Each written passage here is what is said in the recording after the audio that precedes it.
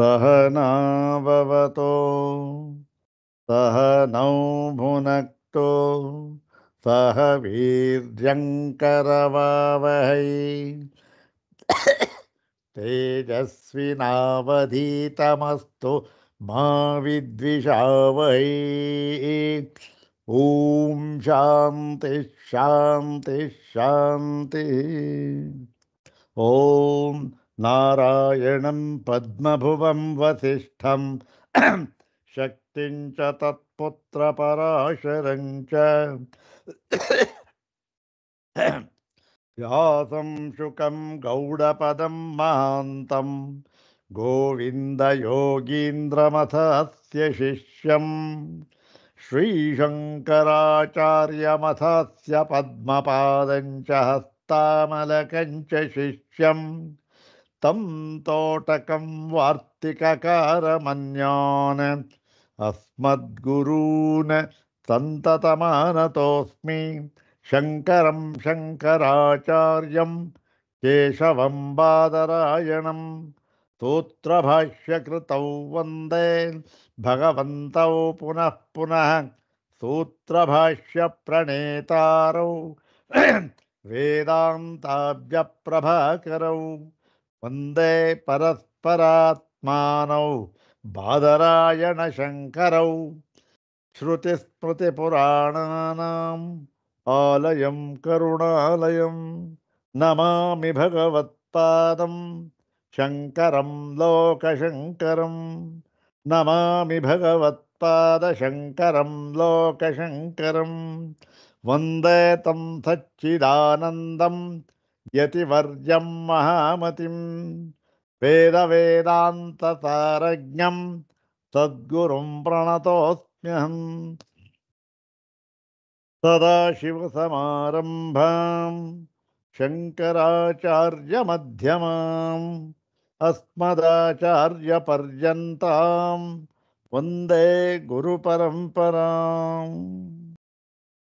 ॐ नमो ब्रह्मादिभ्यो ब्रह्मविद्यासम्प्रदायकर्तृभ्यो वंशर्षिभ्यो नमो महद्भ्यो नमो गुरुभ्यः सर्वोपप्लवरहितः प्रज्ञानघनः प्रत्यगर्थो ब्रह्मैवाहमस्मि ब्रह्मैवाहमस्मि अधीहि भगवो ब्रह्म श्रीमच्छङ्कर भगवत् पूज्यपादमहासद्गुरुभ्यो नमः। श्री श्री सच्चिदानन्देन्द्र सरस्वती सद्गुरुभ्यो नमः। यो ब्रह्माणं विदधाति पूर्वं यो वै वेदांश्च प्रहिणोति तस्मै तन्मदेवमात्मबुद्धिप्रकाशम् मुमुक्षुर्वै शरणमहं प्रपद्ये। ॐ शान्ति शान्ति शान्तिः। अग्रे उपस्थितेभ्यः भवद्भ्यः सर्वेभ्यो जिज्ञासुभ्यः हार्दान् प्रणामान् समर्पयामि। ब्रह्मसूत्रशाङ्करभाष्ये द्वितीयाध्याये चतुर्थे पादे चत्वारि सूत्रैरुपनिबद्धेऽस्मिन् प्रथमे प्राणाधिकरणे तदुपनिबद्धं तस्मिन् अधिकरणे उपनिबद्धं प्रथमं सूत्रं द्विवारं पठित्वा सूत्रार्थं तद्भाष्यभागं च यथाचार्यानुग्रहं विचारयामः। इदं सूत्रं पादादितोपि प्रथमं सूत्रमेव। सर्वाग्रे शङ्करभगवत्पूज्यपादानां प्रशस्तिश्लोकमेकं पठित्वा तेषां पादारविन्दयोः शिरसा प्रणिपत्य अनुग्रहं च प्राप्य प्रकृतं प्रथमं सूत्रं तद्भाष्यभागं च यथाचार्यानुग्रहं विचारयामः।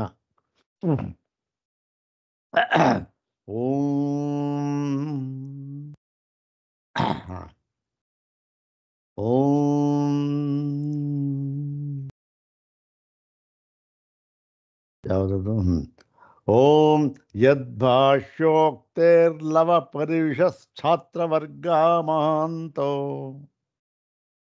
निर्भिन्दन्ति प्रबलमतयो ವಾದಿಶೈಲಂ ಸಮಸ್ತಂ ಯೈರ್ವೇದಾಬ್ಧೇರಮೃತಮಿವ ಸದ್ಭಾಷ್ಯಮಾಪತ್ಪ್ರಕಾಶಂ ತತ್ಪಾದಾಬ್ಜಂ ಸ್ಫುರತು ಹೃದಯೇ ಹ್ಯುದ್ಧೃತಂ ಸರ್ವದಾ ಮೇ. ಓಂ ಯದ್ಭಾಷ್ಯೋಕ್ತೇರ್ಲವಪರಿಯುಷಶ್ಛಾತ್ರವರ್ಗಾ ಮಹಾಂತೋ ನಿರ್ಭಿಂದಂತಿ ಪ್ರಬಲಮತಯೋ ವಾದಿಶೈಲಂ ಸಮಸ್ತಂ ಯೈರ್ವೇದಾಬ್ಧೇರಮೃತಮಿವ ಸದ್ಭಾಷ್ಯಮಾಪತ್ಪ್ರಕಾಶಂ ತತ್ಪಾದಾಬ್ಜಂ ಸ್ಫುರತು ಹೃದಯೇ ಹ್ಯುದ್ಧೃತಂ ಸರ್ವದಾ ಮೇ. ಅಥ ಶ್ರೀಮಚ್ಛಂಕರ ಭಗವತಃ ಕೃತೌ ಶಾರೀರಕಮೀಮಾಂಸಾ ಭಾಷ್ಯೇ ದ್ವಿತೀಯೇ ಅವಿರೋಧಾಧ್ಯಾಯೇ ಚತುರ್ಥೇ ಪಾದೇ ಪ್ರಥಮಂ ಚತುಸ್ಸೂತ್ರಾತ್ಮಕಂ ಪ್ರಾಣಾಧಿಕರಣಂ. ಓಂ ತಥಾ ಪ್ರಾಣಾಃ ಓಂ ಗೌಣ್ಯಸಂಭವಾತ್ ಓಂ ತತ್ಪ್ರಾಕ್ಶ್ರುತೇಶ್ಚ ಓಂ ತತ್ಪೂರ್ವಕತ್ವಾದ್ವಾಚಃ. ಇವು ಶಾರೀರಕ ಮೀಮಾಂಸಾ ಭಾಷ್ಯದ ಎರಡನೆಯ ಅವಿರೋಧಾಧ್ಯಾಯದಲ್ಲಿ ಮೂರನೆಯ ಪಾದ. ಅದರಲ್ಲಿ ಮೊಟ್ಟ ಮೊದಲನೆಯ ಅಧಿಕರಣ ಪ್ರಾಣ ಅಧಿಕರಣ. ಆ ಪ್ರಾಣ ಅಧಿಕರಣದಲ್ಲಿರತಕ್ಕಂತಹ ಅಡಕವಾಗಿರತಕ್ಕಂತಹ 4 ಸೂತ್ರಗಳು ಇವು. ಪ್ರಕೃತ ನಾವು ಈಗ ಅದರಲ್ಲಿ ಪ್ರಪ್ರಥಮ ಸೂತ್ರ ಓಂ ತಥಾ ಪ್ರಾಣಾಃ ಓಂ ತಥಾ ಪ್ರಾಣಾಃ, ಈ ಸೂತ್ರವನ್ನು ನಾವು ವಿಚಾರ ಮಾಡ್ತಾ ಇದ್ದೇವೆ. ಅದರ ಒಂದು ಅವಶಿಷ್ಟ ಭಾಷ್ಯ ಭಾಗವನ್ನು ಕೂಡ ಈಗ ವಿಚಾರ ಮಾಡೋಣ. ಅನ್ವಯ ಏನಾಗುತ್ತೆ? ಪ್ರಾಣಾಃ ತಥಾ ಅಂದರೆ ಪ್ರಾಣಗಳು ಹಾಗೆ. ಹಾಗೆ ಅಂದರೆ ಹೇಗೆ ಅಂತಂದರೆ ಅದನ್ನು ವಿಚಾರ ಮಾಡ್ತಾರೆ ಇವಾಗ. ಪ್ರಾಣಗಳು ಹಾಗೆ ಅಂತ ಅನ್ಬೋದು. ಹಾಗೆ ಅಂದರೆ ಹೇಗೆ ಸ್ವಾಮಿ? ಇಲ್ಲಿ 3ನೇ ಅಧ್ಯಾಯ ನೋಡಿ, ಪ್ರಾರಂಭವಾಗಿರ್ತಕ್ಕಂಥದ್ದು ಇಲ್ಲಿಂದಲೇ. ಎಲ್ಲಿಂದ? ತಥಾ ಪ್ರಾಣಾಃ ಅಂತಕ್ಕಂಥದ್ದು. ಒಂದು ಪಕ್ಷ ಹಿಂದೆ ಏನಾದರೂ ಇದ್ದಿದ್ದರೆ, ಯಾವುದಾದ್ರೂ ಸೂತ್ರವಾಗಲಿ ಅಭಿಪ್ರಾಯವಾಗಲಿ ಈ ಒಂದು ಪಾದದಲ್ಲಿ ಇದ್ದಿದ್ದರೆ ಆಗ ನೀವು ನೋಡಿ ಅದರ ಹಾಗೆ ಇದು, ನಾವು ಹಿಂದೆ ಹೇಳಿದ್ವಲ್ಲಪ್ಪ ಅದರ ಹಾಗೆ ಇದು ಅಂತ ಹೇಳ್ಬೋದಾಗಿತ್ತು. ಆದರೆ ಇಲ್ಲಿ ಏನೂ ಹೇಳಿಲ್ಲ. ಏನು? ಇಲ್ಲೇ ಇದೆ ತಥಾ ಪ್ರಾಣಾಃ ಇದೆ, ಓಂ ಪ್ರಥಮ ಇದು ಆರಂಭ. ಹೀಗಿರುವಾಗ ಪ್ರಾಣಗಳು ಹಾಗೆ ತಥಾ ಅಂದ್ಬಿಟ್ರೆ ಹಾಗೆ ಅಂದರೆ ಹೇಗೆ ಸ್ವಾಮಿ ಅಂದರೆ ಅದನ್ನು ಹೇಳ್ತಾ ಇದ್ದಾರೆ. ಅದಕ್ಕೆ ಈ ಒಂದು ಉತ್ತರವನ್ನು ಇಲ್ಲಿ ಹೇಳ್ತಾರೆ. ಇದಕ್ಕೆ ಪೂರ್ವಪಕ್ಷ ಏನು?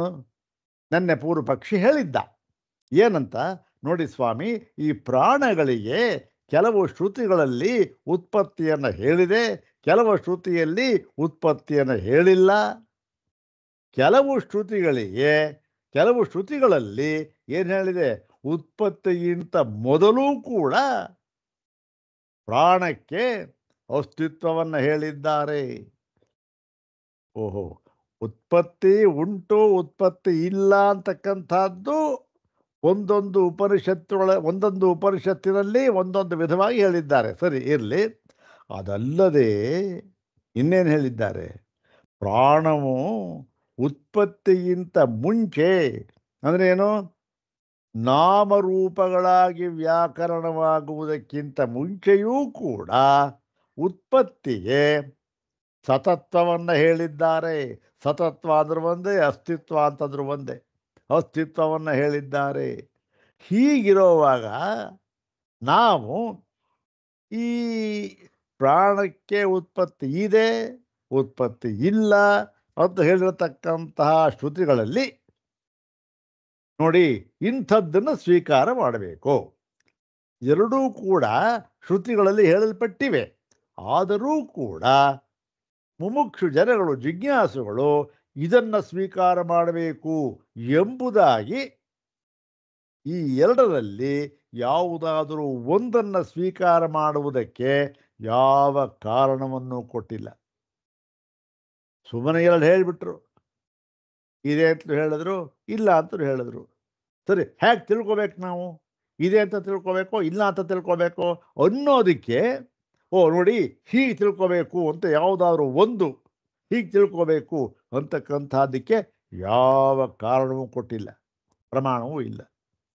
ಹೀಗಿರುವಾಗ ಇನ್ನೊಂದು ಕಡೆ ಏನು ಹೇಳಿದ್ದಾರೆ? ಉತ್ಪತ್ತಿಗಿಂತ ಮುಂಚೆ ಅದು ಇತ್ತು ಅಂತ ಹೇಳಿದ್ದಾರೆ. ಅಂದರೆ ಉತ್ಪತ್ತಿ ಏನಿಲ್ಲ ಅಂತ ಹೇಳಿದ್ದಾರೆ. ಉತ್ಪತ್ತಿ ಮುಂಚೆನೇ ಇತ್ತು, ಹೊಸದಾಗಿ ಉತ್ಪಾದನೆ ಆಗಬೇಕಾದ್ದೇನು ಇಲ್ಲ ಅಂತ ಹೇಳಿದ್ದಾರೆ. ಆದ್ದರಿಂದ ಉತ್ಪತ್ತಿಯನ್ನು ಹೇಳಿರತಕ್ಕಂತಹ ಶ್ರುತಿ ಇದೆಯಲ್ಲ ಮುಂದೆ, ಅದನ್ನು ಹೇಳಿಬಿಟ್ಟಿದ್ದಾರಲ್ಲ, ಹೇಳಿಬಿಟ್ಟಿದ್ದಾರೆ.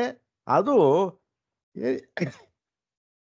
ಗೌಣ ಅರ್ಥದಲ್ಲಿ ಹೇಳಿದ್ದಾರೆ ಅಷ್ಟೇ, ಮುಖ್ಯ ಅರ್ಥದಲ್ಲಿ ಅಲ್ಲ. ಮುಖ್ಯ ಅರ್ಥದಲ್ಲಿ ಏನು? ಈ ನಾಮರೂಪವಾಗಿ ವ್ಯಾಕರಣವಾಗುವುದಕ್ಕಿಂತ ಮುಂಚೆ ಇದ್ದು ಬಿಟ್ಟಿದೆ. ಮತ್ತೆ ಈ ಉತ್ಪತ್ತಿಯನ್ನು ಮುಂದೆ ಹೇಳಿರ್ತಕ್ಕಂಥದ್ದು ಗೌಣ ಅರ್ಥದಲ್ಲಿ ಹೇಳಿದ್ದಾರೆ ಅಂತ ಹೇಳಿದ್ರು. ಅದಕ್ಕೆ ಈಗ ಈ ಒಂದು ಇದನ್ನು ನಾವು ಯಾವುದನ್ನು ಸ್ವೀಕಾರ ಮಾಡಬೇಕು ಅನ್ನೋ ಪ್ರಶ್ನೆ ಬಂದಾಗ ಇದು ಕೂಡ ಹೇಳಿದ್ದಾರೆ. ಇಲ್ಲಿ ಅದಕ್ಕೆ ಉತ್ತರವನ್ನು ಹೇಳಿದ್ದಾರೆ. ಏನಂತ? ಈ ಒಂದು ಆಕಾಶಾದಿಗಳಂತೆ ಮತ್ತೆ ಜೀವರುಗಳಂತೆ ಎರಡನ್ನೂ ಕೂಡ 3ನೇ ಅಧ್ಯಾಯದಲ್ಲಿ 3ನೇ ಪಾದದಲ್ಲಿ ಹೇಳಿದ್ರು. ಅವು ಹುಟ್ಟಿವೆ ಅವು ಅಂತಂತ. ಅದರಂತೆ ಇದು ಕೂಡ ಪ್ರಾಣವೂ ಕೂಡ ಕಾರ್ಯವೇ ಆಗಿದೆ ಅಂತ ಸಿದ್ಧ ಮಾಡ್ತಾ ಇದ್ದಾರೆ ಇವಾಗ. ಇದು ನೋಡಿ, ಇದು ಈಗಿನ ಒಂದು ದ್ವೈತ ಸಿದ್ಧಾಂತಕ್ಕೂ ವಿರೋಧ. ಈಗಿನ ದ್ವೈತ ಸಿದ್ಧಾಂತ ಏನು ಹೇಳ್ತಾರೆ ಅವರು? ಪ್ರಾಣ ಅಂತಕ್ಕಂಥದ್ದು ಏನಾಗಿದೆ ಈಗ ಅದು ಕೂಡ ಸ್ವತಂತ್ರವಾಗಿ ಇರ್ತಕ್ಕಂಥದ್ದು. ಆ ಒಂದು ಮುಖ್ಯಾತ್ಮನಾಗಿರ್ತಕ್ಕಂತಹ ಪರಬ್ರಹ್ಮ ಅಥವಾ ಪರಮಾತ್ಮ ಇದ್ದಾನಲ್ಲ, ಅವನ ಅನುಚರರು, ಅಂದರೆ ಅವನನ್ನು ಅನುಸರಿಸಿ ನಡೆಯತಕ್ಕಂಥವರು ಇವರು ಕೂಡ ಇದ್ದಾರೆ. ಹಾಗೆ ಸ್ವಾಮಿ ಭೃತ್ಯರಂತೆ ಅವರ ಸಿದ್ಧಾಂತ ಇರಲಿ, ಅದು ಬೇಡ, ಅದನ್ನು ಮುಂದೆ ನಿರಾಕರಣೆ ಮಾಡ್ತಾರೆ. ಇವಾಗ ನೋಡೋಣ. ಈಗ ಇದಕ್ಕೇನು ಹೇಳ್ತಾರೆ ಉತ್ತರ, ಅದನ್ನು ನೋಡೋಣ. 175ನೇ ಭಾಷ್ಯ ಭಾಗ. ಅತಃ ಉತ್ತರಂ ಇದಂ ಪಠತಿ. ಅತಃ ಆದ್ದರಿಂದ, ಈ ಹಿಂದೆ ಹೇಳಿದ್ವಲ್ಲ ನಾವು ಕಾರಣ, ಇದು ಈ ಶ್ರುತಿ ಇದೆಯಲ್ಲ, ಉತ್ಪತ್ತಿ ಶ್ರುತಿ, ಅದನ್ನು ಗೌಣಾರ್ಥದಲ್ಲಿ ತೆಗೆದುಕೊಳ್ಳಬೇಕು, ಮುಖ್ಯಾರ್ಥದಲ್ಲಿ ತೆಗೆದುಕೊಳ್ಳಬೇಕು. ಯಾವುದೇ ಅರ್ಥದಲ್ಲಿ ತೆಗೆದುಕೊಂಡರೂ ಕೂಡ ಇದು ಉತ್ಪತ್ತಿಯಾಗಿದೆ ಅಂತ ಇಟ್ಕೊಂಡಿರ್ತಾನೆ, ಅದು ಗೌಣಾರ್ಥ ಮುಖ್ಯಾರ್ಥ ಅಂತ ನಾವು ವಿಚಾರ ಮಾಡಬೇಕಾದದ್ದು. ಆದ್ದರಿಂದ ಮೊಟ್ಟ ಮೊದಲಿಗೆ ಇದೂ ಕೂಡ ಆಕಾಶದಂತೆ ಹುಟ್ಟಿಗೆ ಒಳಪಟ್ಟಿದೆ. ಮತ್ತೆ ಹುಟ್ಟಿಗೆ ಒಳಪಟ್ಟಿದೆ ಅಂತ ಹೇಳಿದ ತಕ್ಷಣ ಇದು ಕಾರ್ಯವೇ, ಇದು ಕಾರ್ಯ ಅಂತ ಹೇಳಿದಾಗಾಯ್ತು. ಅದಕ್ಕೋಸ್ಕರ ಏನು ಈ ಉತ್ತರವನ್ನು ಹೇಳ್ತಾರೆ ನೋಡಿ, ಅಲ್ಲಿ ಶುರು ಮಾಡ್ತಾರೆ. ತಥಾ ಪ್ರಾಣಾಃ ಇತಿ. ಭಗವಾನ್ ಬಾದರಾಯಣರು ಇದಕ್ಕೋಸ್ಕರ ಉತ್ತರವನ್ನು ಹೇಳುತ್ತಾ ಸಿದ್ಧಾಂತ ಸೂತ್ರವಾಗಿ ಇದನ್ನು ಹೇಳ್ತಾ ಇದ್ದಾರೆ. ತಥಾ ಪ್ರಾಣಾಃ ಅಂಥೇಳಿ. ಹಾಗಂತ ಹೇಳಿದ ತಕ್ಷಣ ಪೂರ್ವ ಪಕ್ಷಿ ಶುರು ಮಾಡಿಬಿಟ್ಟ. ಅದೇ ನಾವು ಹೇಳಿದ್ದು, ನಮಗೆ ಡೌಟ್ ಬಂದಿತ್ತಲ್ಲ, ಸಂಶಯ, ಇದೇ ಡೌಟ್. ಏನು? ಕಥಂ ಪುನಃ ಅತ್ರ ತಥಾ ಇತಿ ಅಕ್ಷರಾನುಲೋಮ್ಯಂ. ಸ್ವಾಮಿ, ಇದು ತಥಾ ಹಾಗೆಯೇ ಅಂತ ಹೇಳಿದ್ರಿ. ಈ ತಥಾ ಅಂತ ಅನ್ನೋದನ್ನು ನಾವು ಯಾವುದಕ್ಕೆ ನಾವು ಸಂಬಂಧಪಡಿಸಿಕೊಳ್ಳಬೇಕು? ಯಾವುದನ್ನು ಅನುಸರಿಸಿ ಇದು ಬಂದಿದೆ? ಹಾಗೆಯೇ ಅಂದರೆ ಯಾವುದೋ ಒಂದು ಇರಬೇಕಲ್ಲ, ಹೀಗೆ ಅಂತ.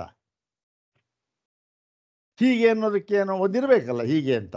ಅದು ಯಾವುದದು ಅಂದ್ಬಿಟ್ಟು ಅದಕ್ಕೆ ಹೇಳ್ತಾರೆ ಅಕ್ಷರ ಅನುಲೋಮ್ಯಂ.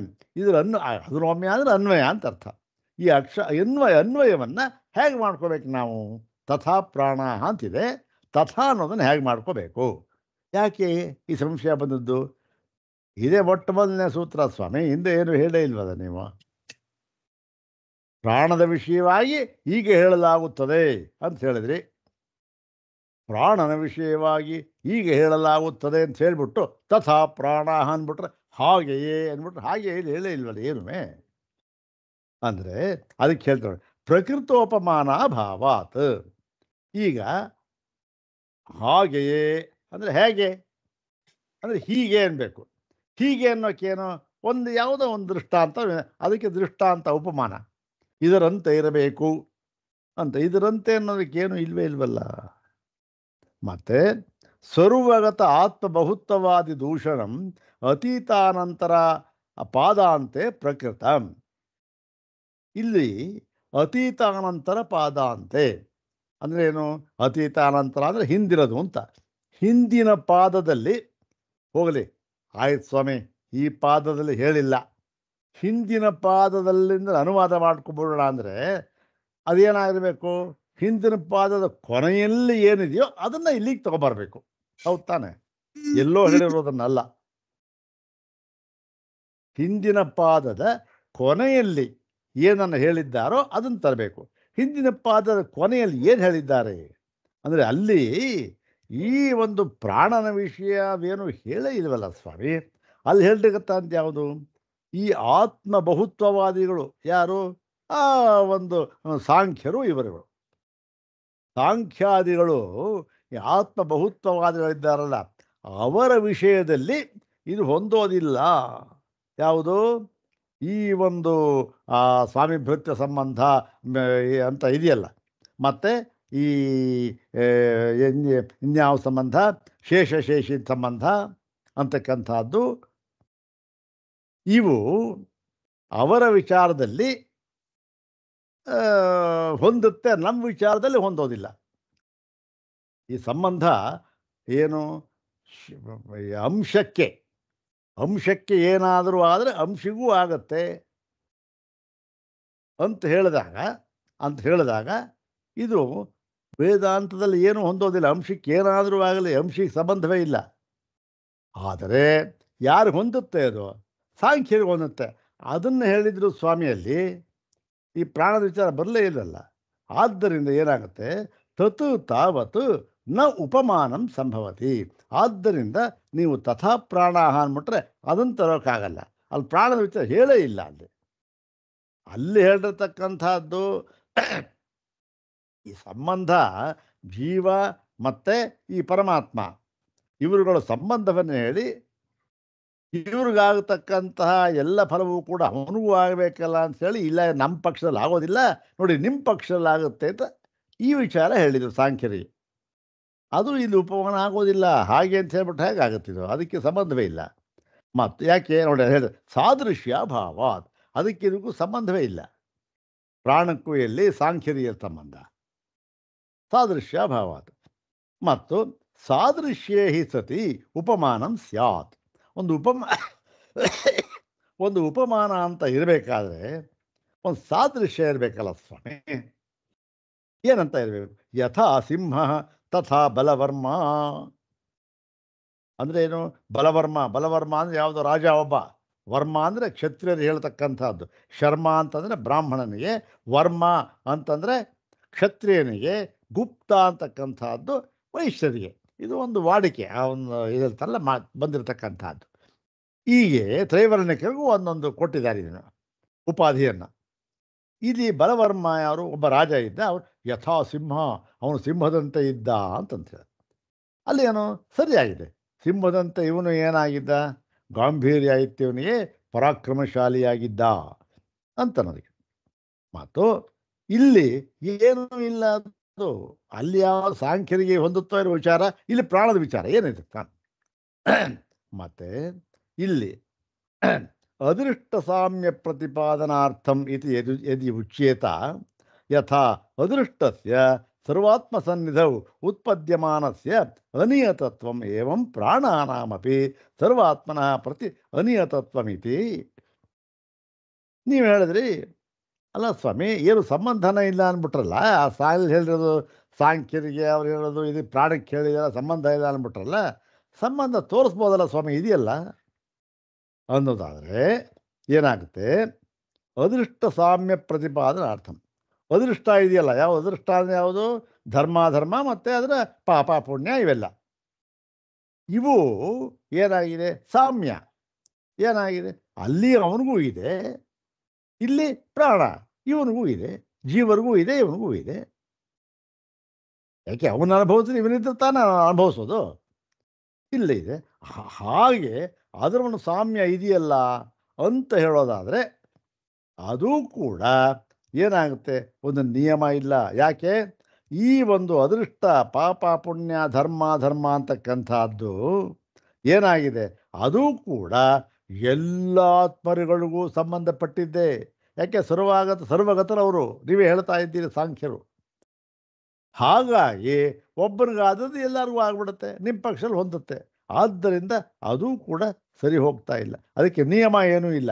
ಇವರು ಇಂಥದ್ದೇ ಆಗಬೇಕು, ಅವ್ರಿಗೆ ಅಂಥದ್ದೇ ಆಗಬೇಕು, ನಿಯಮ ಇಲ್ಲ. ಆದ್ದರಿಂದ ತಥಾ ಅಂತನ್ನೋದಕ್ಕೆ ಆ ಅದೃಷ್ಟಾನೂ ಇದೆ, ಅದನ್ನು ಇಲ್ಲಿ ಹೊಂದಿಸ್ಕೊಳ್ಳೋಣ ಅಂದರೆ ಅದು ಆಗೋದಿಲ್ಲ. ಯಾಕೆಂದರೆ ಸಂಬಂಧವೇ ಇಲ್ಲ ಅದು. ಮತ್ತು ತರುవాత ಅನಿಯದು ತದಪಿ ದೇಹ ಅನಿಯಮೇನೈವ ಉಕ್ತತ್ವಾತ್ ಪುನರುಕ್ತಂ ಭವೇತ್. ಈಗ ಇನ್ನೊಂದು ಏನು? ಒಂದು ಆಯ್ತು ಸ್ವಾಮಿ, ಒಂದು ಪಕ್ಷ ಹೇಳಿದ್ರೂ ಕೂಡ ದೇಹ ಅನಿಯಮೇನೈವ ಅಂದರೆ ದೇಹ ಮಾತ್ರಕ್ಕೆ ಸಂಬಂಧಪಟ್ಟಿದೆ ಅಂತಕ್ಕಂಥ ಯಾವ ನಿಯಮವನ್ನು ಕೂಡ ಇಟ್ಟುಕೊಳ್ಳದೆ ಹೇಳಿರುವುದರಿಂದ ಏನಾಗುತ್ತೆ? ಇಲ್ಲೂ ಕೂಡ ಅದನ್ನೇ ಹೇಳೋದಾಗತ್ತೆ. ಇಲ್ಲ ಅದನ್ನು ತಂದುಬಿಟ್ರೆ ಅದನ್ನೇ ಹೇಳೋದಾಗತ್ತೆ. ಅಲ್ಲೇನಾಯ್ತು ಹೇಳಿದ್ರು? ಯಾವ ದೇಹದ ನಿಯಮವೂ ಇಲ್ಲ. ಅಂದರೆ ಏನು? ಜೀವರೊಳಗೆ ನಿಯಮವೂ ಇಲ್ಲ. ಇವನು ಇಂಥದ್ದೇ ಆಗಬೇಕು, ಅಂಥದ್ದೇ ನಿಯಮ ಇಲ್ಲ. ಅಂದರೆ ಏನು? ದೇಹವು ಹೇಳಿದಾಗಾಯ್ತಲ್ಲ ಸ್ವಾಮಿ, ಅದರಿಂದ ಅದನ್ನು ತರೋಕ್ಕಾಗೋದಿಲ್ಲ. ಅಂತನೂ ಒಂದೇ, ಇವತ್ತಿನ ದೇಹ ಅಂದ್ರೆ ಒಂದೇ. ದೇಹ ಬಿಟ್ಟು ಜೀವ ಇರೋಕ್ಕಾಗತ್ತಾ? ಇರೋಕ್ಕಾಗೋದಿಲ್ಲ. ಅದು ಹೇಳಿದಾಗ ಆಯಿತು. ಆದ್ದರಿಂದ ಅದು ಕೂಡ ಹೊಂದೋದಿಲ್ಲ ಅಂತ ಹೇಳಿಬಿಟ್ಟು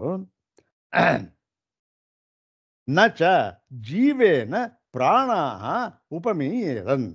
ಮತ್ತೆ ಆಯಿತು ಹೇಳಿದ್ರಿ ಅಂತ ಇಟ್ಕೊಳ್ಳಿ. ಒಂದು ಪಕ್ಷ ಹೇಳಿದರೂ ಕೂಡ ಅಲ್ಲಿ ಏನು? ಜೀವ, ಹಿಂದೆ ಹೇಳಿರ್ತಕ್ಕಂಥ ಜೀವನ ವಿಚಾರ. ಇಲ್ಲಿ ಹೇಳಿರ್ತಕ್ಕಂಥದ್ದೇನು? ಪ್ರಾಣನ ವಿಚಾರ. ಈ ಜೀವನಿಗೂ ಪ್ರಾಣನಿಗೂ ಕೂಡ ಹೇಗೆ ಹೊಂದುತ್ತೆ? ಹೊಂದೋದಿಲ್ಲ. ಜೀವ ಬೇರೆ, ಪ್ರಾಣ ಬೇರೆ. ಪ್ರಾಣ ಅಂತಕ್ಕಂಥದ್ದು ಏನಾಗಿದೆ? ಅವನು ಆ ಶರೀರಕ್ಕೆ ಸಂಬಂಧಪಟ್ಟಿರ್ತಾನೆ, ಇರ್ತಾನೆ, ಹೋಗ್ತಾನೆ, ಮಾಡ್ತಾನೆ. ಈ ಜೀವರುಗಳು ಅಂತಕ್ಕಂಥದ್ದು ಏನಾಗಿದೆ? ಅವರೂ ಕೂಡ ದೇಹ ಹೋದ ಮಾತ್ರಕ್ಕೆ ಅವರೇನೂ ಹೋಗೋದಿಲ್ಲ. ಜೀವರುಗಳು ಹಾಗೆ. ಯಾಕೆ? ಅನುಭವಿಸ್ಬೇಕಲ್ಲ ಬೇರೆ ಇನ್ನೊಂದು ಫಲವನ್ನು, ಇನ್ನೊಂದು ದೇಹದಲ್ಲಿ. ಅವರು ಇನ್ನೊಂದು ದೇಹವನ್ನು ಪಡೀತಾರೆ ಹೊರತು ಅವರೇನೂ ಹೋಗೋದಿಲ್ಲ. ಹಾಗಾಗಿ ಈ ಪ್ರಾಣ ಅಂತಕ್ಕಂಥದ್ದು ಯಾವುದು? ಈ ಪ್ರಾಣ ಅಂತಕ್ಕಂಥದ್ದು ಇದು ಈ ಪಂಚವೃತ್ತಿಗಳಿಂದ ಕೂಡಿರ್ತಕ್ಕಂಥ ದೇಹದಲ್ಲಿ ವ್ಯಾಪಾರ ಮಾಡತಕ್ಕಂಥ ತತ್ವ ಇದು. ಆಯಿತು. ಹೀಗಾಗಿ ಏನಾಗುತ್ತೆ? ಇದು ಹೊಂದೋದಿಲ್ಲ. ಯಾಕೆ? ಸಿದ್ಧಾಂತ ವಿರೋಧ. ಸಿದ್ಧಾಂತಕ್ಕೆ ಹೊಂದೋದೇ ಇಲ್ಲ. ಸಿದ್ಧಾಂತ ಏನು? ಈ ಎಲ್ಲವೂ ಕೂಡ ಉಪಾಧಿಕೃತವಾದದ್ದೇ ಹೊರತು ತಾತ್ವಿಕ ಆಗಿ ಏನೂ ಇಲ್ಲ ಅಂತ ಹೇಳ್ತಾ ಇದ್ದೀವಿ ಸಿದ್ಧಾಂತ. ಸೊ ಹೀಗಿರಬೇಕಾದ್ರೆ ಇಲ್ಲಿ ನಾವು ಈ ಜೀವನಿಗೆ ಇದನ್ನೆಲ್ಲ ಹೇಳಿದ್ರೆ ಅವನಿಗೂ ಕೂಡ ಅಸ್ತಿತ್ವಕ್ಕೆ ಬಂದು ಅವನಿಗೂ ಕೂಡ ಹೇಳಿದಾಗ ಆಗುತ್ತಲ್ಲ. ಆವಾಗ ಏನಾಗುತ್ತೆ? ಏಕಮೇವ ದ್ವಿತೀಯತ್ವ ಎಲ್ಲಿ ನಿಲ್ಲುತ್ತೆ? ಹೋಯ್ತಲ್ಲ. ತತ್ವಕ್ಕೆ ಹೊಂದೋದಿಲ್ಲ ಅಂಥೇಳಿ ಜೀವಸ್ಯ ಹಿ ಅನುತ್ಪತ್ತಿ ಆಖ್ಯಾತ ಪ್ರಾಣಾನಂತೂ ಉತ್ಪತ್ತಿ ವ್ಯಾಖ್ಯಾತಿತ.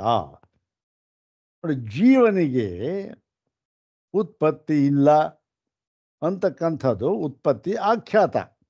ಆಖ್ಯಾತ ಹೇಳಲ್ಪಟ್ಟಿದೆ. ಎಲ್ಲಿ? ಹಿಂದೆ 3ನೇ ಪಾದದಲ್ಲಿ. ಅಲ್ಲಿ ಜೀವನಿಗೇನು ಉತ್ಪತ್ತಿ ಇಲ್ಲ ಅಂತ ಹೇಳಿದೆ. ಹೌದಾ? ಹಿಂದೆ ಹೇಳಿತ್ತಲ್ಲ ಅದು. ಯಾಕೆ ಉತ್ಪತ್ತಿ ಇಲ್ಲ? ಜೀವನ ಉತ್ಪತ್ತಿ ಇಲ್ಲ ಅಂದರೆ ಮೊಟ್ಟ ಮೊದಲಿಗೆ ಜೀವನಿಗೆ ಉತ್ಪತ್ತಿ ಇಲ್ಲ ಅಂತ ಹೇಳಿದ್ರೆ ಹಾಗಾದ್ರೆ ಪರಮಾತ್ಮನೂ ಜೀವನಿಗೂ ಏನು ವ್ಯತ್ಯಾಸ ಇಲ್ಲ ಅಂತ ಆಗೋಯ್ತಲ್ಲ ಅಂತಂದರೆ ಹೌದು, ಸರಿಯಾಗಿದೆ. ಪರಮಾತ್ಮನಿಗೂ ಜೀವನಿಗೂ ಏನೂ ವ್ಯತ್ಯಾಸವಿಲ್ಲ. ಆಯಿತು, ಇಷ್ಟಾಗಿ ಜೀವ ಅಂತಕ್ಕಂಥವನು ಯಾರಪ್ಪ ಅವನು? ಜೀವ ಅಂತಕ್ಕಂಥವನು ಸ್ವತಂತ್ರವಾದ ತತ್ವ ಪರಮಾತ್ಮನಿಗಿಂತ ಭಿನ್ನವಾಗಿ ಇದೆಯಾ? ಇಲ್ಲವೇ ಇಲ್ಲ. ಏನಾಗಿದೆ? ಯಾವಾಗ ಅವಿದ್ಯೆ ಎಂಬ ಉಪಾಧಿಯಿಂದ ಉಪಹಿತನಾದಾಗ ಜೀವ ಅಂತಕ್ಕಂಥವನು ಬಂದ ಅಷ್ಟೆ. ಹೇಗೆ ಘಟಾಕಾಶ ಇದ್ದ ಹಾಗೆ. ಇದನ್ನೆಲ್ಲ ಹಿಂದೆ ಹೇಳಿದರು. ಆದ್ದರಿಂದ ಏನಾಗುತ್ತೆ ಇಲ್ಲಿ? ಜೀವನಿಗೆ ಅನುತ್ಪತ್ತಿ, ಅವನಿಗೆ ಉತ್ಪತ್ತಿ ಇಲ್ಲ. ಯಾಕೆ? ಉಪಾಧಿಕೃತ ಅವನು. ಜೀವ ಅಂತಕ್ಕಂಥ ತತ್ವೇ ಮೊದಲು ಇಲ್ಲ ಅಂತ ಹೇಳಿ ಅನುತ್ಪತ್ತಿಯನ್ನು ಹೇಳಿತು. ಈಗ ಏನು ಮಾಡ್ತಾ ಇದ್ದೀವಿ ನಾವು?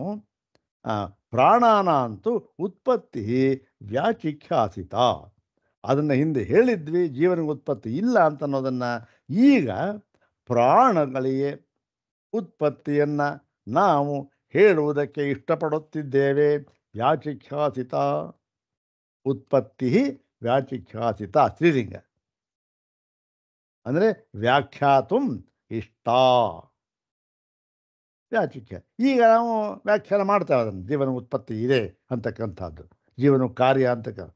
ತಸ್ಮಾತ್ ತಥಾ ಇತಿ ಅಸಂಬದ್ಧಮೇವ ಪ್ರತಿಭಾತಿ. ಆದ್ದರಿಂದ ಈ ತಥಾ ಅಂತ ಇದೆಯಲ್ಲ, ಯಾವುದಕ್ಕೂ ಹೊಂದೋದಿಲ್ಲ. ಹಿಂದೆ ನೋಡೋಣ ಅಂದರೆ ಈಗ ನಾವು ಹೇಳೋ ಹೊರಟಿದ್ದೇವೆ ಅಷ್ಟೇ. ಈಗ ಜೀವನ ಉತ್ಪತ್ತಿ ಇಲ್ಲ ಅಂತ ಹಿಂದೆ ಏನು ಹೇಳಿಲ್ಲ. ಪ್ರಾಣನಿಗೆ ಉತ್ಪತ್ತಿ ಇಲ್ಲ ಅಂತ ಈಗ ಹೇಳೋದಕ್ಕೆ ಹೊರಟಿದ್ದೇವೆ, ಹಿಂದೆ ಹೇಳಿಲ್ಲ. ಹಾಗಾಗಿ ಯಾವ ಕಾರಣಕ್ಕೂ ಕೂಡ ಈ ತಥಾ ಅಂತ ಅನ್ನೋದನ್ನು ಎಲ್ಲಿಗೆ ಹೊಂದಿಸ್ಕೋಬೇಕು, ಯಾವುದಕ್ಕೆ ಅನ್ವಯಿಸಿಕೊಳ್ಳಬೇಕು ಅನ್ನೋದು ಗೊತ್ತಾಗದೇ ಇಲ್ವಲ್ಲ ಸ್ವಾಮಿ ಅಂದ್ಬಿಟ್ಟ ಪೂರ್ವಪಕ್ಷಿ. ಇದೆಲ್ಲ ಅದಕ್ಕೆ ಈಗ ಹೇಳ್ತಾ ಇದ್ದಾರೆ ನೋಡಿ. ತಥಾ ಇದು ಇದು ಯಾವುದಕ್ಕೂ ಸಂಬಂಧ ಬಿಡವೇ ಇಲ್ವಲ್ಲ, ಹಾಗೋಯ್ತಲ್ಲ. ತಥಾ ಅಂತಂದರೆ ಏನು? ತಥಾ ಅಂತ ಇವನ ಅಭಿಪ್ರಾಯ ಏನು? ಹಿಂದೆ ಏನಾದ್ರು ಹೇಳೇ ಇರಬೇಕು ಸ್ವಾಮಿ, ಒಂದು ಉಪಮಾನ ಇದ್ದೇ ಇರಬೇಕು. ಇಲ್ಲದೆ ಇದ್ರೆ ತಥಾ ಅಂತಕ್ಕಂಥದ್ದು ಹೊಂದೋದೇ ಇಲ್ಲ. ಹೌದು ತಾನೆ? ಯಾಕೆ ನೋಡಿ, ಲೌಕಿಕವಾಗಿ ನೋಡೋದಾದ್ರೂ ಕೂಡ ನಾವೇನು ಹೇಳ್ತೇವೆ? ಯಥಾ ರಾಜ ತಥಾ ಪ್ರಜಾ ಅಂದ್ರೇನು? ಒಂದು ಉಪಮಾನ ಆಯಿತು, ರಾಜನಂತೆ. ಇನ್ನು ವೈದಿಕಕ್ಕೆ ಬರೋದಾದರೆ, ವೇದಾಂತಕ್ಕೆ ಬರೋದಾದರೆ ಅಲ್ಲಿ ಏನಾಗಿದೆ? ಯಥಾ ಸುದೀಪ್ತ, ಯಥಾ ಇದೆ. ಯಥಾ ಸುದೀಪ್ತಾತ್ ಪಾವಕಾದ್ವಿಸ್ಫುಲಿಂಗಾ ಸಹಸ್ರಶಃ ಪ್ರಭವಂತೆ ಸ್ವರೂಪಾ. ಇದು ಉಪಮಾನ. ತಥಾಕ್ಷರಾತ್, ತಥಾ ಹೇಗೆ ಉಪಮಾನ ಇದೆ ಅಲ್ಲಿ. ತಥಾಕ್ಷರಾತ್ ವಿವಿಧ ಸೌಮ್ಯ ಭಾವಾ ಪ್ರಜಾಯಂತೆ ತತ್ರ ಚೈವಾಪಿಯಂತೆ. ಅಗ್ನಿಯಿಂದ ಹೇಗೆ ಕಿಡಿಗಳು ಹೊರಡುತ್ತವೋ ಹಾಗೆ ಅಂತ ಉಪಮಾನ ಇದೆ. ಅದೇ ರೀತಿ ಈ ಅಕ್ಷರದಿಂದ ಈ ಪುರುಷರುಗಳು ಹುಟ್ಟಿದ್ದಾರೆ, ಜೀವರು ಹುಟ್ಟಿದ್ದಾರೆ ಅಂತ ಹೇಳ್ತಾರೆ, ಉಪಮಾನ ಇದೆ.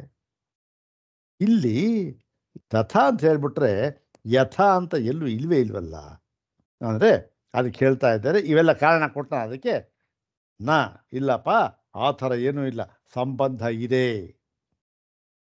ಹೌದಾ ಸ್ವಾಮಿ, ಇಷ್ಟೆಲ್ಲ ಹೇಳಿದ್ವಲ್ಲ ನಾವು ಸಂಬಂಧ ಇಲ್ಲ ಅಂತ. ಆಯಿತು, ನೀನು ಹೇಳಿದೆ, ಅದನ್ನು ನಾವು ಹೇಳ್ತೇವೆ ಕೇಳೀಗ. ಸಂಬಂಧ ಇದೆ ಇದಕ್ಕೆ ಅಂಥೇಳಿ. ಹಾಗಲ್ಲಪ್ಪ, ಸಂಬಂಧ ಅಂತ ಅಂದ್ಬಿಟ್ಟು ತಥಾ ಹಾಗಲ್ಲ, ಏನು ಸಂಬಂಧ ಇದೆ, ಸಂಬಂಧ ಅಸ್ತಿ ಅಂದ್ಬಿಟ್ಟು ಉದಾಹರಣೋಪಾತ್ತೇನಾಪಿ ಉಪಮಾನೇನ ಸಂಬಂಧೋಪಪತ್ತೇ. ಏನು? ಉದಾಹರಣೆಯನ್ನು ಕೊಡುವುದರಿಂದಲೂ ಕೂಡ, ಯಾವುದು ಹಿಂದೆ ಎಲ್ಲೋ ಆಗಿತ್ತು ಉದಾಹರಣೆ, ಯಾವುದೋ ಒಂದು ಉದಾಹರಣೆ ಕೊಡ್ತೇವೆ. ಉದಾಹರಣೆ ಅಂತಂದರೆ ಏನು? ಉದಾಹರಣೆ ಅಂತಂದರೆ ಏನಿದೆ ಅಲ್ಲಿ? ಉದಾಹರಣಂ ಅಂತ. ಉದಾಹರಣೆ ಅಂತಂದ್ರೆ ಕನ್ನಡದಲ್ಲಿ ಹೇಳ್ತೇವೆ ಉದಾಹರಣಂ. ಉದಾಹರಣಂ ಅಂತಂದರೆ ಏನು? ಯಾವುದಿದೆ ಅಲ್ಲಿ? ಪ್ಲಸ್ ಆಹರಣಂ ಅಂತ. ಹೌದಾರೆ? ಆಹರಣ ಅಂತಂದ್ರೆ ಏನು? ಆಹರಣ ಅಂದರೆ ಆಹಾರ ಅಂದರೆ ಏನು? ಇವಾಗ ಅರ್ಘ್ಯಮಾಹಾರ ಯಮಧರ್ಮರಾಜ ಹೇಳಿದ್ದು. ಎಲ್ಲಿ ತೊಗೊಂಬನ್ನಿ, ಅರ್ಘ್ಯ ತೊಗೊಂಬನ್ನಿ, ಅರ್ಘ್ಯಮಾಹಾರ, ಅರ್ಘ್ಯ ತೊಗೊಂಬ ಅಂತಂದ. ಆಹಾರ ಅಂದರೆ ತೆಗೆದುಕೊಂಡು ಬಾ ಅಂತ, ತೆಗೆದುಕೊಂಡ್ಬರೋದು ಅಂತ. ಎಲ್ಲೋ ಇದೆ, ಅದನ್ನು ತೊಗೊಂಬರೋದು. ಊತ ಅಂತಂದರೆ ಆಹರಣ, ಉದಾಹರಣ. ಊತ ಅಂತಂದ್ರೆ ಏನು? ಅದನ್ನು ಎಲ್ಲೋ ಇದೆ, ಅದು ಅದೇನಾಗಿದೆ, ಅಲ್ಲಿಗೆ ಸರಿಯಾಗಿದೆ, ಅದು ಇಲ್ಲಿಗೆ ಸಂಬಂಧಪಟ್ಟಿಲ್ಲ. ಅಂದರೆ ಏನು, ಸುಪ್ತವಾಗಿದೆ, ಏನಿದೆ ಅದನ್ನು ಊತು ಎತ್ತಿ ತಗೊಂಡು ಬರೋದು ಇಲ್ಲಿಗೆ. ಉದಾಹರಣೆ ನೀನು ಹೇಳಿದಾಗೆ ಇಲ್ಲಿಯಲ್ಲಿ ಹಿಂದೆ ಹೇಳಬೇಕು ಉಪಮಾನ ಅಂತಲ್ಲಪ್ಪ, ಉದಾಹರಣೆಯ ಮೂಲಕವಾಗಿಯೂ ಕೂಡ ಏನು ಇದಕ್ಕೆ ಸಂಬಂಧಪಡೋ ಹಾಗೆ ಉಪಮಾನೇನ ಆ ಉಪಮಾನಕ್ಕೆ ಸಂಬಂಧ ಹೊಂದಿಸ್ಬೋದಿದ್ದ ಉದಾಹರಣೆ ಮೂಲಕ. ಸರಿ, ಇಲ್ಲಿ ಉದಾಹರಣೆ ಯಾವ್ದು ಸ್ವಾಮಿ? ಹಾಗಾದರೆ ಉದಾಹರಣೆ ಎಲ್ಲಿ? ಉದಾಹರಣೆ ಕಾಣಲಿಲ್ವಲ್ಲ ಅಂದರೆ, ಇಲ್ಲ ಹೇಳೋಣ ನೋಡು ಉದಾಹರಣೆ.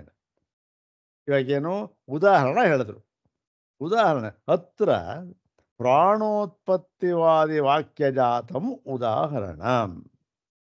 ಇದು ಉದಾಹರಣೆ ಏನು? ಬೇರೆ ಎಲ್ಲೋ ಇದೆ. ಯಾವುದರಲ್ಲಿ? ಯಾವುದೋ ಶ್ರುತಿನಲ್ಲಿದೆ, ಎಲ್ಲೋ ಇದೆ. ಉತು ಆಹರಣ, ಅಲ್ಲಿಂದ ಎತ್ತಿ ಇಲ್ಲಿಗೆ ತೊಗೊಂಬರ್ಬೇಕು ನಾವು. ಅದಕ್ಕೆ ತಥಾ ಅಂತಂದ್ರೆ ಏನು? ಅಲ್ಲಿದೆಯಲ್ಲ, ಎಲ್ಲಿ? ಎಲ್ಲೋ ಒಂದು ಕಡೆ ಗುಪ್ತವಾಗಿ, ಇವ ನಮಗೆ ಗೊತ್ತಿಲ್ಲ, ಯಾವುದೋ ಉಪನಿಷತ್ತಿನಲ್ಲಿ ಇದೆ, ಅದು ಅಲ್ಲಿಂದ ತೆಗೆದುಕೊಂಡು ಇಲ್ಲಿ ಬರಬೇಕು, ಸಂಬಂಧಪಡಿಸ್ಬೇಕು ಅಂತ. ಅಲ್ಲಿ ಇರುವ ಹಾಗೆ ಅದರಂತೆ ಅಂತ ಅರ್ಥ ಮಾಡಬೇಕು ಅಂದ. ಓಹೋ, ಅಲ್ಲ ಸ್ವಾಮಿ, ಅಲ್ಲಿ ಎಲ್ಲೋ ಇರೋದನ್ನ ನಮ್ಗೆ ಹೇಗೆ ಗೊತ್ತಾಗುತ್ತೆ? ಇಲ್ಲಿಂದ ತಗೊಂಬರ್ಬೇಕು. ಈ ತಥಾ ಅನ್ನೋ ಶಬ್ದವನ್ನು ಅಲ್ಲೆಲ್ಲೋ ಇದೆಯಲ್ಲ ಯಾವುದೋ ಉಪನಿಷತ್ತಿನಲ್ಲಿ, ಅಲ್ಲಿ ತಗೊಂಡು ಓ ಯಥಾ ತತ್ರ, ಎಲ್ಲಿ?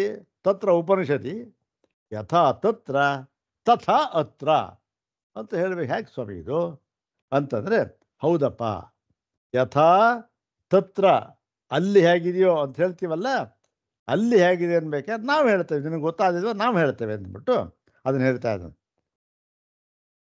ಉದಾಹರಣೆ, ಯೇ ತಸ್ಮಾದಾತ್ಮನಃ ಸರ್ವೇ ಪ್ರಾಣಾಃ ಸರ್ವೇ ಲೋಕಾಃ ಸರ್ವೇ ದೇವಾಃ ಸರ್ವಾಣಿ ಭೂತಾನಿ ವ್ಯುಚ್ಚರಂತಿ. ಇದೆಯಲ್ಲಪ್ಪ, ಏನಂತ ಹೇಳಿದರು ನೋಡಿ. ಯೇ ತಸ್ಮಾದ್ ಆತ್ಮನಃ, ಈ ಆತ್ಮನಿಂದ, ಹೇಗೆ ಆಕಾಶಕ್ಕೆ ಈ ಒಂದು ಆಕಾಶದಿಂದ ಆಕಾಶ ಸಂಭೂತ ಅಂತ ಹೇಳಿ ಹುಟ್ಟನ್ನು ಹೇಳಿದ್ರು, ಅದೇ ರೀತಿ ಇನ್ನೊಂದು ಶ್ರುತಿಯಲ್ಲಿಯೂ ಕೂಡ ಈ ಪ್ರಾಣಗಳನ್ನು ಈ ಒಂದು ಆತ್ಮನಿಂದ ಹುಟ್ಟಿದೆ ಅಂತ ಕಂಠೋಕ್ತವಾಗಿ ಹೇಳ್ತಾ ಇದ್ದಾರೆ. ವಿಚ್ಚರಂತಿ, ಸಿಡಿದು ಬರ್ತಾ ಇವೆ ಅಲ್ಲಿಂದ, ಹಾಗೆ ಅಗ್ನಿಯಿಂದ ವಿಸ್ಫುಲಿಂಗ ಬಂದಂಗೆ ಅಂಥೇಳಿ. ಏತಸ್ಮಾದ್ ಆತ್ಮನ, ಏತಸ್ಮಾದ್ ಅಂದರೆ ಈ ಆತ್ಮನೇ, ಅಂದರೆ ನಮ್ಮೆಲ್ಲರ ಸ್ವರೂಪವಾಗಿರತಕ್ಕಂಥ ಈ ಅಂತ. ಏತಸ್ಮಾದ್ ಅಂದರೆ ಈ ಒಂದು ಹತ್ತಿರ ಇರತಕ್ಕಂಥದ್ದು. ಸಮೀಪ ತರವರ್ತಿ ಚೈತನ್ಯೋ ರೂಪಂ, ಸಮೀಪ ತರವಾಗಿರ್ತಕ್ಕಂಥ ಇಲ್ಲಿ ನಮ್ಮ ಸ್ವರೂಪವಾಗಿರುವಂಥ ಆತ್ಮನಿಂದ ಎಲ್ಲ ಪ್ರಾಣಗಳು, ಎಲ್ಲ ಲೋಕಗಳು, ಲೋಕಗಳು ಅಂದರೆ ಇಲ್ಲಿ ಎಲ್ಲ ಏನೇನಿದೆಯೋ ಅನುಭವಿಸುವುದಕ್ಕೆ ಬೇಕಾದ ಭೂಮಿಕೆಗಳಿಗೆ ಲೋಕಾಲೋಕ ಅಂತ ಹೆಸರು. ಸ್ವರ್ಗಲೋಕ, ಲೋಕ ಏನು? ಸ್ವರ್ಗಲೋಕ ಅಂದರೆ ಯಾವುದೋ ಒಂದು ಫಲವನ್ನು ಅನುಭವಿಸುವುದಕ್ಕೆ ಇರತಕ್ಕಂಥ ಭೂಮಿಕೆ ಅದು. ನರಕಲೋಕ ಅದು ಅಷ್ಟೇ, ಯಾವುದೋ ಒಂದು ಫಲವನ್ನು ಅನುಭವಿಸೋಕ್ಕೆ ಇರತಕ್ಕಂಥ ಭೂಮಿಕೆ. ಲೋಕ ಅಂದರೆ ಏನು? ಫಲೋಪಭೋಗ ಭೂಮಿ ಅಂತ ಅರ್ಥ. ಈ ಫಲ ಇದೆಯಲ್ಲ, ಇವೆಲ್ಲವೂ ಕೂಡ ಸರ್ವೇ ದೇವಾಹ, ಮತ್ತು ಎಲ್ಲ ದೇವತೆಗಳು, ಸರ್ವಾಣಿ ಭೂತಾನಿ, ಯಾವುದು ಇದೆಯೋ, ಭೂತಾನಿ ಭವಂತೀತಿ ಭೂತಾನಿ, ಯಾವುದು ಇದೆಯೋ ಎಲ್ಲವೂ ಕೂಡ ಏತಸ್ಮಾದ್ ಆತ್ಮನಃ ವ್ಯುಚ್ಚರಂತಿ, ಈ ಆತ್ಮನಿಂದ ಬಂದಿವೆ ಎಂಬುದಾಗಿ ಶ್ರುತಿ ಇದೆಯಲ್ಲಪ್ಪ. ಎಲ್ಲಿ? ಬೃಹದಾರಣ್ಯಕದಲ್ಲಿ, ಗೊತ್ತಲ್ಲ, ಅಲ್ಲಿ ಇದೆಯಲ್ಲ, ಅದನ್ನು ನಾವು ಉದಾಹರಣೆಯನ್ನಾಗಿ ತೆಗೆದುಕೊಳ್ಳಬೇಕು. ಓ, ಏನು ಸ್ವಾಮಿ ಇದು? ಹೌದು, ಯಥಾ ತಥಾ ಅಂದರೆ ನೀನು ಹೇಳಿದಾಗೆ ಈ ಯಥಾ ತಥಾ ಅಂತಕ್ಕಂಥದ್ದು ಕೇವಲ ಉಪಮಾನ ಇದ್ದರೆ ಮಾತ್ರ ಹೊಂದುತ್ತೆ ಅಂತ ಅಲ್ಲಪ್ಪ. ಉಪಮಾನ ಇಲ್ಲದೆ ಉದಾಹರಣೆಯ ಮೂಲಕವಾಗಿಯೂ ಇದನ್ನು ಸಂಬಂಧಪಡಿಸಬಹುದು. ಇದನ್ನು ಎರಡನ್ನೂ ಕೂಡ ಯಥಾತಥಾನ. ಉದಾಹರಣೆ ಯಾವುದು ಸ್ವಾಮಿ? ಇದು ಉದಾಹರಣೆ ಕೊಟ್ಟಿವಲ್ಲ, ಅದರಂತೆ ಇದು ಅಂತ ಅಷ್ಟೆ. ಮತ್ತು ಇಲ್ಲಿ ಏನಾಗತ್ತೆ ನೋಡಿ, ಅಲ್ಲಿ ಇದು ಸದ್ಯದಲ್ಲಿ ಉಪಮಾನ ಅಂತಕ್ಕಂಥದ್ದು ಯಾವುದೋ ನಾವು ನೋಡಿರ್ತೇವೆ, ಕೇಳಿರ್ತೇವೆ ಅಂಥದ್ದು. ಇದು ಹಾಗಿಲ್ಲ, ಎಲ್ಲೋ ಇದೆ, ಇದು ಯಾವುದೋ ಒಂದು ವಾಕ್ಯ, ಇದು ಈ ವಾಕ್ಯವನ್ನು ಉದಾಹರಣೆ ಕೊಡ್ತಾ ಇದೆ. ಬೇರೆ ಯಾವುದೋ ಜೀವಿ ಆದರೆ ಇನ್ನೇನೊಂದಾದರೆ ಉಪಮಾನ ಆಗುತ್ತದು, ಹೋಲಿಕೆ ಅಂತಂತ. ಇದು ಉದಾಹರಣೆ ಅದರಂತೆ. ಮತ್ತು ವಿಚಾರ ಜಾತೀಯಕಂ ಇತ್ಯೇವಂ ಜಾತೀಯಕಂ, ಇದೇ ಮೊದಲ ಇನ್ನು ಬೇಕಾದಷ್ಟೇ. ತತ್ರ ಯಥಾ ಲೋಕಾದಯ ಪರಸ್ಮಾತ್ ಬ್ರಹ್ಮಣ ಉತ್ಪದ್ಯಂತೆ ತಥಾ ಪ್ರಾಣಾಹ ಅಪಿ ಇತ್ಯರ್ಥ. ಅಲ್ಲಿ ಹೇಗೆ ಈ ಲೋಕವೇ ಮುಂತಾದವುಗಳೂ ಕೂಡ ಈ ಒಂದು ಪರಬ್ರಹ್ಮದಿಂದ ಹುಟ್ಟಿವೆಯೋ ಅದೇ ರೀತಿ ಪ್ರಾಣಗಳೂ ಕೂಡ ಪರಬ್ರಹ್ಮದಿಂದ ಹುಟ್ಟಿ ಬಂದಿವೆ. ಅಷ್ಟೆ, ಹುಟ್ಟಿ ಬಂದಿವೆ ತಾತ್ಪರ್ಯ. ಅದು ಹುಟ್ಟಿ ಬಂದಿವೆ ಅಂದರೆ ಏನು? ಕಾರ್ಯ ಅಂತ ಅರ್ಥ. ಕಾರ್ಯ ಅಂತಂದ್ರೆ ಏನು? ಕಾರ್ಯ ಅಂತಕ್ಕಂಥದ್ದು ಅದು ಯಾವತ್ತಿಗೂ ಕೂಡ ಕಾರಣಕ್ಕೆ ಹೋಲಿಸಿದರೆ ಇದೇನು ಶಾಶ್ವತ ಆಗಲಿ ಅಥವಾ ಮತ್ತೊಂದು ಸಿದ್ಧವಾಗಿರ್ತಕ್ಕಂಥದ್ದು ಹೇಳೋಕ್ಕಾಗೋದಿಲ್ಲ. ಯಾವತ್ತು ಬೇಕಾದ್ರೂ ಹೋಗ್ಬೋದು. ಘಟ ಕಾರ್ಯ ಹೋಗ್ಬೋದು. ಹೀಗೆ ಕಾರ್ಯ ಅಂದ ತಕ್ಷಣ ಇವೆಲ್ಲ ಆಗುತ್ತೆ. ಮತ್ತು ಮತ್ತು ಇನ್ನೂ ಒಂದು ಏನಪ್ಪ ಅಂದರೆ, ಇನ್ನೂ ಒಂದು ಶ್ರುತಿ ಏನಿದೆ, ತಥಾ ಏತಸ್ಮ, ಇಲ್ಲಿ ನೋಡಿ ಪ್ರಾಣನೂ ಕೂಡ ಪರಬ್ರಹ್ಮದಿಂದ ಹುಟ್ಟಿದ್ದಾನೆ ಅನ್ನುವುದಕ್ಕೆ ಇನ್ನೊಂದು ಉದಾಹರಣೆ ಕೊಡ್ತಾ ಇದ್ದಾರೆ. ಇವೆಲ್ಲ ಉದಾಹರಣೆಗಳು. ಏನು? ಏತಸ್ಮಾತ್ ಜಾಯತೆ ಪ್ರಾಣೋ ಮನಸ್ಸರ್ವೇಂದ್ರಿಯಾಣಿ ಚ ಖಂ ವಾಯುಜ್ಯೋತಿರಾಪಃ ಪೃಥಿವೀ ವಿಶ್ವಸ್ಯ ಧಾರಿಣಿ ಅಂತಕ್ಕಂಥ ಪೂರ್ತಿ ವಾಕ್ಯ ಇದು. ಹೌದು ತಾನೆ? ಮುಂಡಕ. ಹೀಗೆ ಏತಸ್ಮಾತ್ ಜಾಯತೆ ಪ್ರಾಣ ಮನಸ್ಸರ್ವೇಂದ್ರಿಯಾಣಿ ಚ ಖಂ ವಾಯುರ್ಜ್ಯೋತಿರಾಪ ಪೃಥಿವೀ ಇಂದ್ರಿಯ ಮನ ಎಲ್ಲ ಪೃಥಿವೀ ವಿಶ್ವಸ್ಯ ಧಾರಿಣಿ. ಹೀಗೆ ಎಲ್ಲವೂ ಕೂಡ ಈ ಏತಸ್ಮಾತ್ ಈ ಪರಬ್ರಹ್ಮದಿಂದ ಪ್ರಾಣ ಹುಟ್ಟಿದ್ದಾನೆ, ಮತ್ತು ಮನಃ ಸರ್ವೇಂದ್ರಿಯಾಣಿ ಎಲ್ಲ ಮುಂದೆ ಬಿಟ್ಟು ಮಾತು. ಇತ್ಯೇವ ಮಾದಿಷ್ವಪಿ ಖಾದಿವತ್ ಪ್ರಾಣಾನಾಂ ಉತ್ಪತ್ತಿ ಇತಿ ದ್ರಷ್ಟವ್ಯಂ.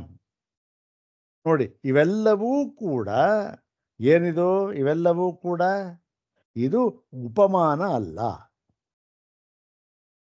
ಅದರಂತೆ ಇದು ಅಂತಂದರೆ ಉಪಮಾನ ಅಲ್ಲ. ಅದರಂತೆ ಅಂದರೆ ಅಲ್ಲಿ ಹೇಳಿರುವಂತೆ ಉದಾಹರಣೆ ಅಷ್ಟೇ, ಉಪಮಾನ ಅಲ್ಲ, ಉದಾಹರಣೆ.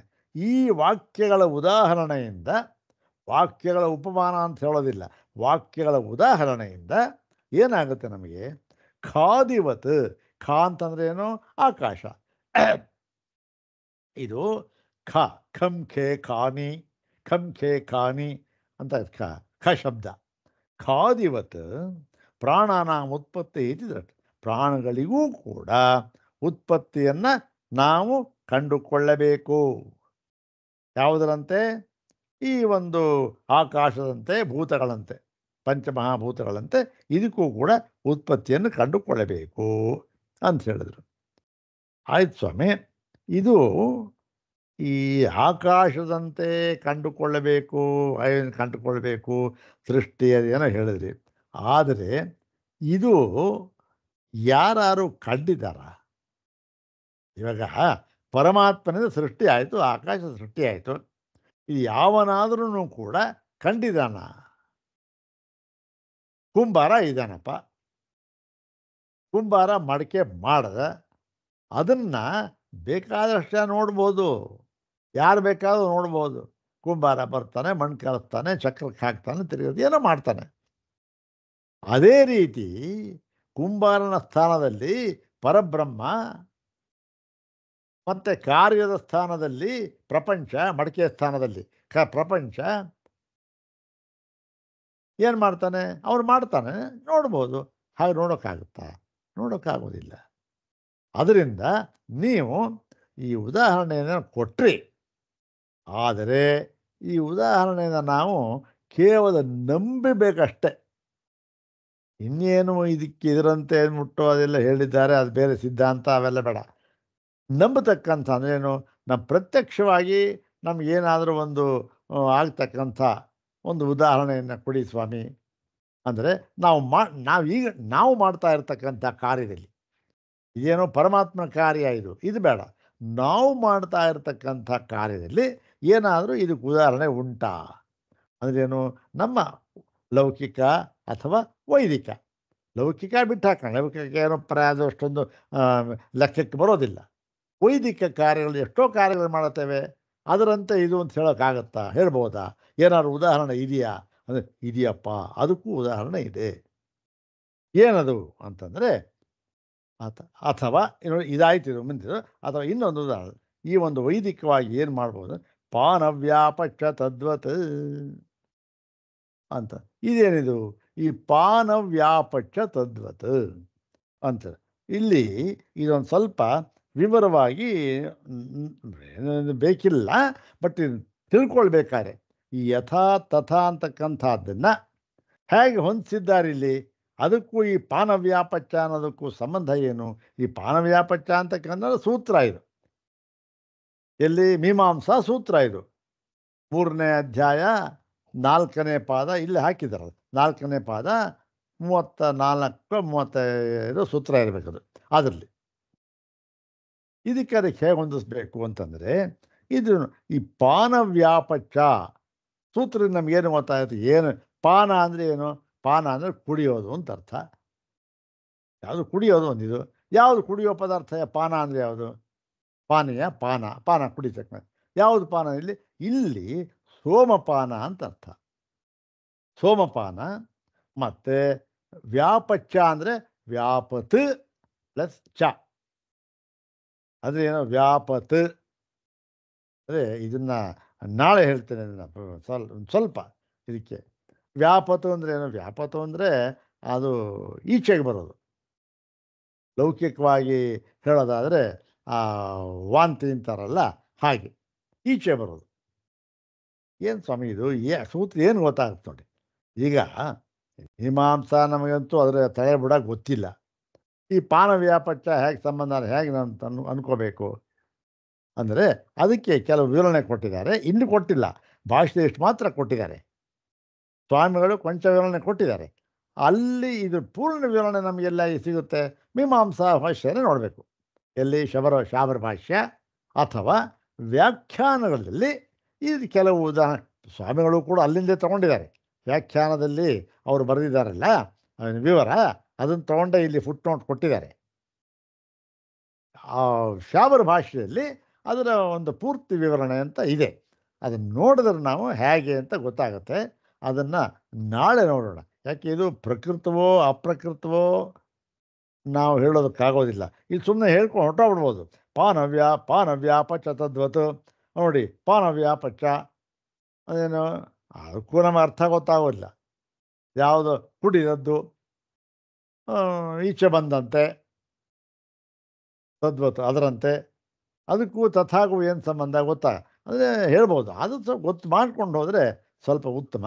ನಾಳೆ ಇದರ ಒಂದು ಸಂಕ್ಷಿಪ್ತವಾದ ಒಂದು ಪೂರ್ತಿ ವಿವರ ಅಂತ ಅದಕ್ಕೆ ಇದು ಅಧಿಕರಣನೇ ಬೇರೆ ಇದೆ ಅದಕ್ಕೆ, ಅಲ್ಲಿ ಮೀಮಾಂಸಾ ಅಧಿಕರಣದಲ್ಲಿ. ಅದೆಲ್ಲ ಬೇಡ, ಸ್ವಲ್ಪ ನೋಡಿಕೊಂಡು ಯಥಾತಥ ಹೇಗೆ ಅನ್ವಯ ಆಗುತ್ತೆ ಅಷ್ಟು ಮಾತ್ರ ನೋಡಿಕೊಂಡು ಮುಂದೆ ಹೋಗೋಣ. ನಾಳೆ ನೋಡೋಣ ಇದು. ಓಂ ಶಾಂತಿ ಶಾಂತಿ ಶಾಂತಿ. ಓಂ ತತ್ಸತ್.